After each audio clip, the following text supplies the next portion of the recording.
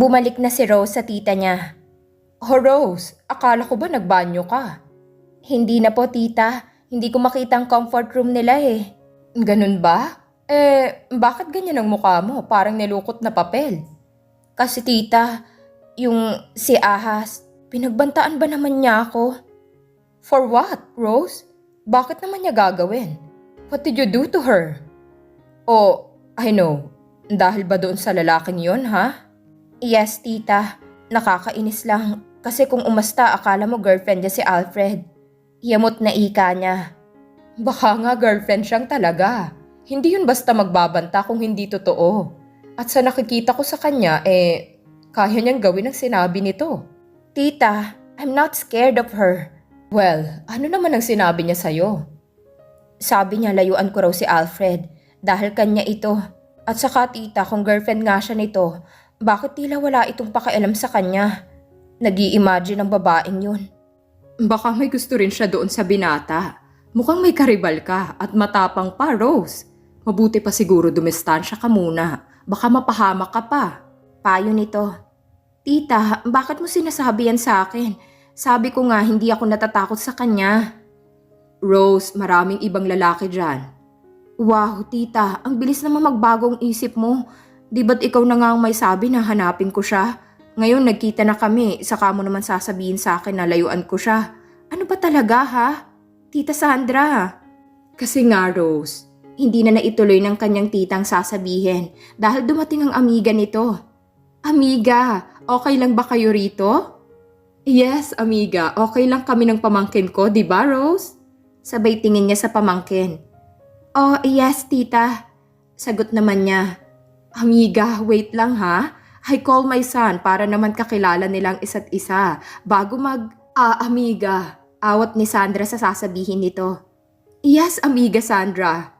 Pero walang namutawi na salita kay Sandra. Tiningnan lang nito ang amiga. Tila ba may gustong ipahiwatig ang tingin nito. Nagkaintindihan naman ang kanilang tingin. Nagtataka naman si Rose sa kilos ng dalawa. There is something between them.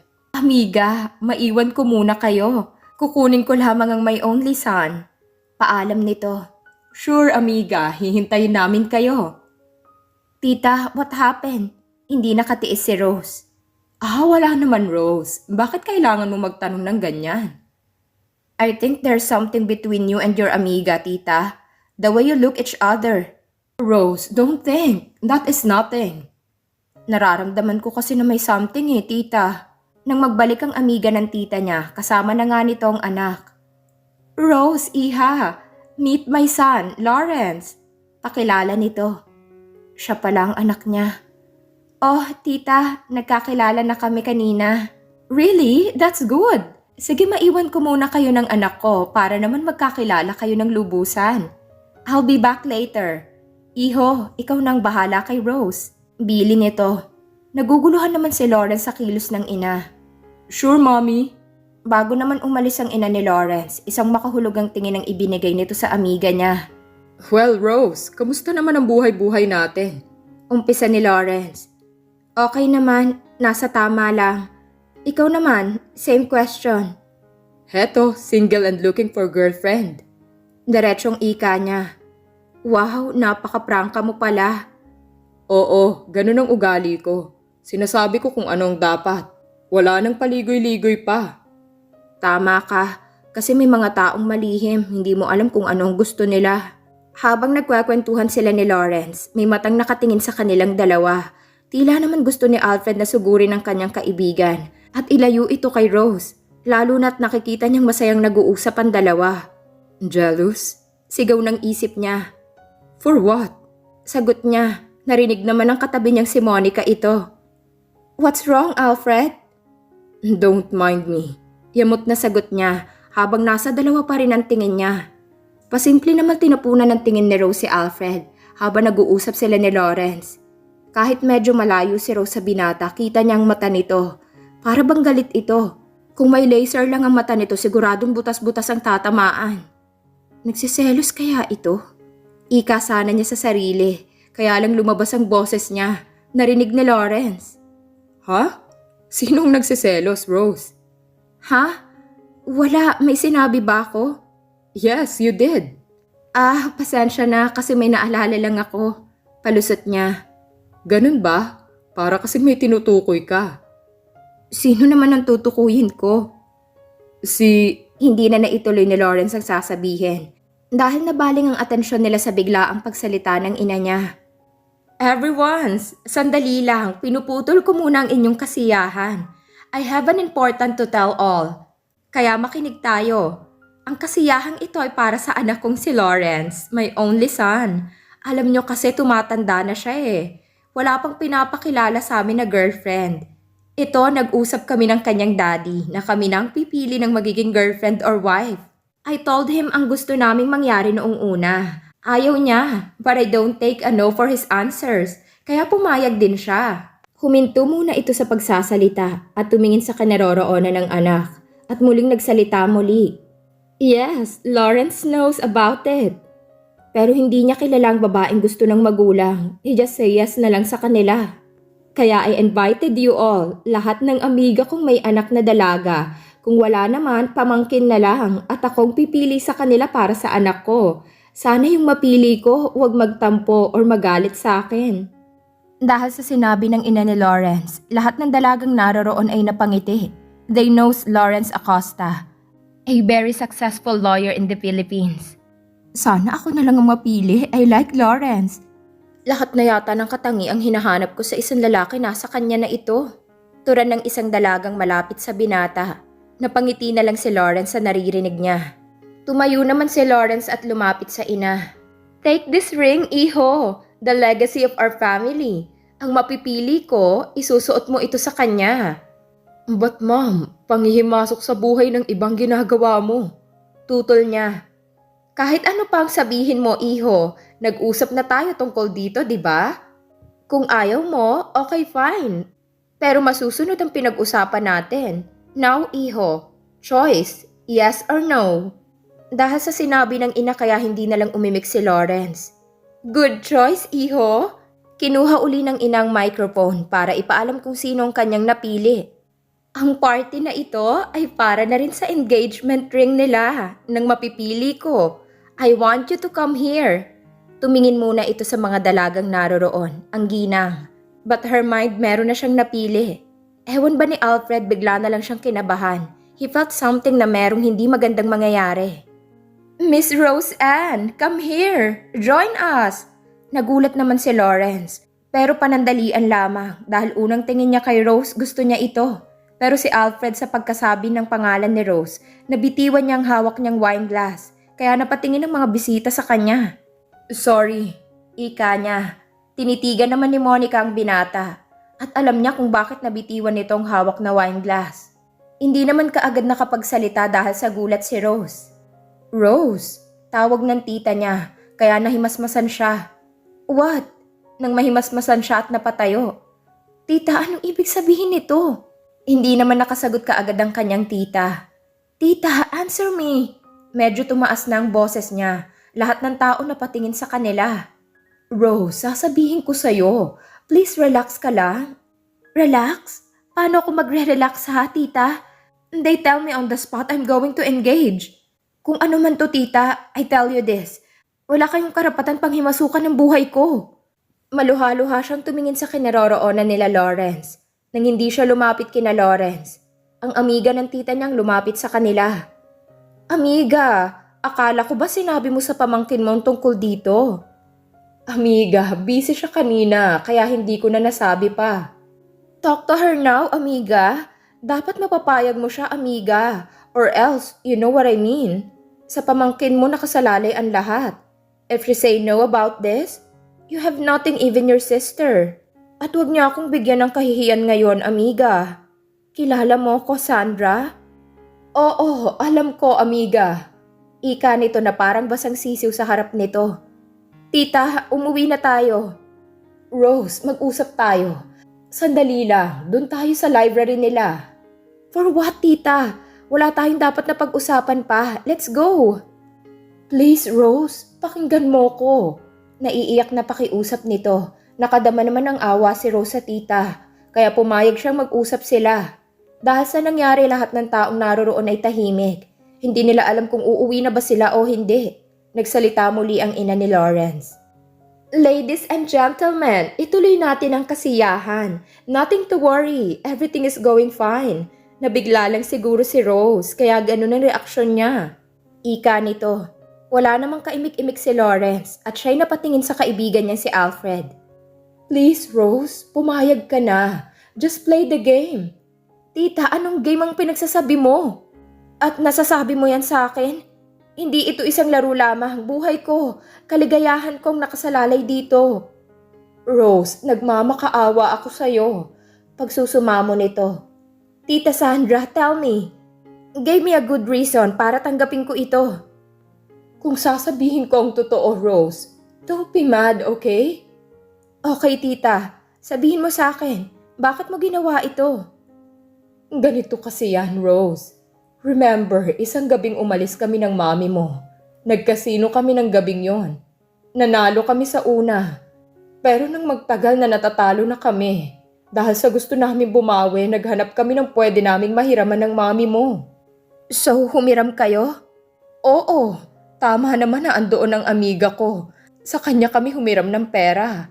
Habang tumagal, hindi namin namalayan ng mami mo na malaki na palang nakuha namin sa amiga ko. How much, tita? 10 million. What? 10 million? My God, tita, sobrang laki. Paano nangyari yun? Dahil sa talagang gusto naming makabawi, kumuha kami ng kumuha sa amiga ko. Hindi naman namin akalain ng mami mo na ganun na pala kalaki ito. Si Daddy, alam ba niya ito, tita? Hindi, Rose. Hindi pa namin nasabi sa kanya. Alam mo naman na may sakit ang daddy mo. Kaya pala itong nakaraang araw tila balisa si Mami. Tita, alam ba ni Mami ang tungkol dito? Yes, pati siya kinausap ng amiga ko tungkol dito. Rose, bakit walang sinasabi sa akin si Mami tungkol dito? Dahil nahihiya siya. Ang sabi ko, ako nang kakausap sa'yo. Pero hindi mo ginawa, tita. Wala na akong oras pa para sabihin ito sa'yo, Rose. Isang napakalaking surprise ito para sa akin, di ba, tita? Hindi mo man lang isinaalang-alang ang damdamin ko. I'm sorry, Rose, kung nailagay kita sa ganitong sitwasyon. Please take this proposal. Para na rin ito sa mami mo. Tita, bayaran na lang natin ito. Wala na akong pera, Rose. Kahit ang mami mo, pati savings nila ng daddy mo nakuha na niya. What? Tita! Mahinang sigaw ni Rose. Hindi niya alam kung kanino siya magagalit. I'm really sorry, Rose. Huminga ng malalim si Rose. Hindi siya makapag-isip ng tama. Basta, tita. Bayaran natin ito. Ako ang magbabayad. May konti akong savings. Maghahanap ako ng pwede kong mapag-utangan. Rose, ayaw ng amiga ko na ipabayad ito. Gusto niyang kapalit ay ang pakasalan mong anak niya. What? Anong klase siyang tao? She took advantage, tita. Sobra naman siya. Kainis. Wala na akong magagawa pa, Rose. Please, nakikiusap ako sa'yo. Take it na lang. Napapaluha ito. Kung ayaw ko at hindi ako papayag sa gusto niyang mangyari, tita, what she can do? Sabi niya kukunin niya kung anong meron tayo. What do you mean, tita? Lahat? Oo, Rose. I hate her. This is too much. Madiin na turan ni Rose. Rose, please, accept mo na lang. Pakiusap ng tita niya at tuluyan na itong napahagulhol. Nakadama ng awa si Rose sa tita. Rose, please. Please, para sa mami na lang. Baka hindi niya kayanin ito. Baka kung anong mangyari sa kanya dahil sa kakaisip niya sa utang namin. Isang malalim na buntong hininga ang pinakawalan niya. She has no choice. Hindi naman niya kayang pabayaan ang ina. Okay, tita. I will do. Para kay mommy. At kay daddy na rin. Ayoko may mangyaring masama sa kanila, lalo kay daddy. Pag nalaman niyang ginawa niyo. Oh, Rose, thank you so much. Sabay yakap nito sa pamangkin. Stop crying, tita. Mauna ka na roon, pupunta na lang muna ako sa comfort room. Agad namang tumalima ang kanyang tita. Nang makapasok na si Rose sa comfort room, gusto niyang sumigaw, magwala, umiyak ng umiyak. Pinigil muna niya ang sarili. Lord naman, Nagpasalamat ako sa'yo dahil ibinigay mo agad sa akin ang hiling kong makita kong lalaking para sa akin. Pero bakit ganun? Hindi pa nga kami nag-uumpisa may hadlang na kaagad. Natigil lang si Rose sa pagsasalita nang may pumasok at si Monica pa. Oh, you are here. Congrats ha. Engagement mo pala ngayon. Wala pala akong dapat ipag-alala na baka agawin mo sa akin ng boyfriend ko. Kasi ramdam ko na may gusto ka sa kanya. Boyfriend mo na nga ba siya o nag-iilusyon ka lang? Well, I am not, my dear. Because me and Alfred, and there's something about us. Yung bang pareho kaming mainit sa pagdating sa kama. Match, kumbaga. Ngumiti ito ng kay tamis. Hindi naman nakaimik si Rose sa tinuran nito. Nagpatuloy naman ito sa pagsasalita. You know what? Alfred is very hot and so good in bed. Too bad for you. You never try it. How he make me crazy. Gamit ang labi nito. Pero kahit na may pagkakataon ka pang agawin siya, hindi ako papayag. Dahil akin lamang siya. Do you understand? Sabay tawa nito. Lihim na nagpupuyo sa galit si Rose. At naningkit ang mata niya. Oh, you getting angry, my dear? Relax. Remember, your engagement tonight. Masisira ang beauty mo. Tumawa ito ng malakas. Bye. Habol nito. Kainis. That woman. Galit na bigkas ni Rose. Nanggagalaiti siya. Kanina gusto niyang ilampaso sa sahigang mukha nito. Pero mahirap na. Wala siya sa tamang lugar. Hindi siya pala away na tao. Kaya niyang kontrolin ang kanyang temper. Pero sa katulad ni Monica, lumalabas ang nakatagong devil side niya. Yan ang akala mo. Pwes, dahil pinaglalaruan ako, I will play this game. Makikita mo, Monica. At ang amiga ni tita, hindi ako papahig na paglaruan ng pamilya ko. She played dirty tactics. I will play it both of you. Inayos niya ang sarili bago siya lumabas ng comfort room. Naglalakad na siya pabalik sa loob nang makasalubong niya si Alfred sa hallway. And their eyes met. Biglang nag-ibang pakiramdam ni Rose. Gusto niyang salubungin ng yakap ang binata, kahit ngayon lang. Dahil sa pagtititigan nila, nagwawala ang puso ni Rose. Oh Rose, hold your mind and heart. Not now. Aniya sa sarili. Si Alfred naman nagpipigil din na huwag yakapin ang dalaga. At iniwas niya ang kanyang mata. Baka kung magtagal pa silang magkatitigan, hindi na niya makontrol pa ang sarili. Naglakad na siya, dire-diretso papunta ng comfort room. Nang magtapat na sila ni Rose, nakikita niya sa mata nito na tila nahihirapan dahil sa nangyari. Sigaw ng puso niya, kung kaya't hindi na siya nakapagpigil na hinatak niya si Rose. Ikinulong ito sa kanyang bisig. Rose felt so comfortable to his warm arms. Hindi na siya tumutol pa dahil gusto rin niya. Siya ay pumikit at isinandal ang kanyang mukha sa dibdib ng binata. Dinig na dinig niya ang lakas ng tibok ng puso nito at kailangan rin niya ng masasandalan sa oras na yon. Tita Sandra, bakit wala pa si Rose? Tanong ni Lawrence. Nasa washroom pa siguro siya. Gave her a time. Alam mo naman na nabigla siya, iho. Sige, Tita Sandra. Titingnan ko lang siya. Kanina pa siya doon, baka kung ano nang nangyari sa kanya. Sige, iho. Puntahan mo na siya. Baka nga. Rose, are you okay? Bulong na tanong ni Alfred habang sila'y magkayakap pa rin. Buti na lang walang taong dumadaan papunta sa comfort room. Dahil sa tanong ni Alfred, inangat ni Rose ang kanyang muka para tingnan ito. And their eyes met again. Taas-baba ang mata ni Alfred sa muka ng dalaga. Particularly sa labi nito. Napakagat-labi si Rose.